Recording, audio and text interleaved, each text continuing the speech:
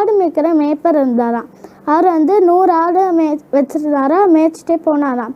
டெய்லியும் இந்த மாதிரி அவர் வந்து போகும்போது கவுண்ட் பண்ணிக்கிட்டே அவரோட வீட்டில் அனுப்புவாங்களாம்.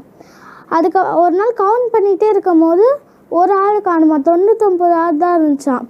நம்மலாம் என்ன பண்ணுவோம், நம்மளுக்கு 99 ஆடு இருக்குது, ஒன்று தானே காணாமல் போயிடுச்சு, அது எங்கேயாச்சும் போயிருக்கோன்ட்டு நம்ம விட்டுருவோம். ஆனால் அவர் அப்படி இல்லாமல் அவர் தேடி போய் அந்த ஆட்டை கண்டுபிடிக்க போனாங்களே, எல்லாத்தையும் அதோட இதில் ஏற்றி அந்த ஆட்டை கண்டுபிடிக்க போனாராம். அந்த ஆட்டை அவர் நிறைய யோசனை பண்ணாராம். அது மலையிலேருந்து குடிச்சிருக்குமா, இல்லை ஏதாச்சும் மிருகம் எடுத்துகிட்டு போயிருக்குமா, இல்லை தண்ணி குடிக்கும் போது அது கிணத்துல விழுந்துருக்குமான்ட்டு அவருக்கு ரொம்ப கஷ்டமாயிடுச்சு. அதுக்கப்புறம் பார்த்தா அது கத்தும் போது பார்த்தா அதுவும் கத்துச்சான். அந்த மேய்ப்பர் தேடிட்டே போனாங்களா, பார்த்தா அது வந்து ஒரு முள்ளுக்கிட்ட சிக்கி இருந்துச்சான். சரின்னு அதை எடுத்து அதை தொடச்சி அவருக்கு ரொம்ப சந்தோஷமாயிடுச்சான்.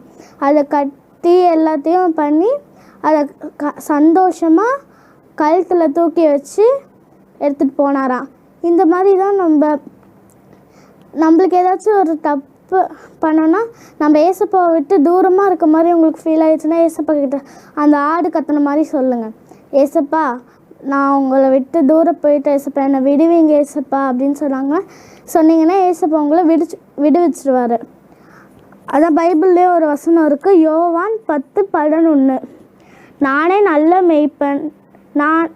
மேய்ப்பன், ஆடுகளுக்கு தன் ஜீவனை கொடுக்கிறான். இந்த மாதிரி அவன் வந்து நல்ல மேய்ப்பனா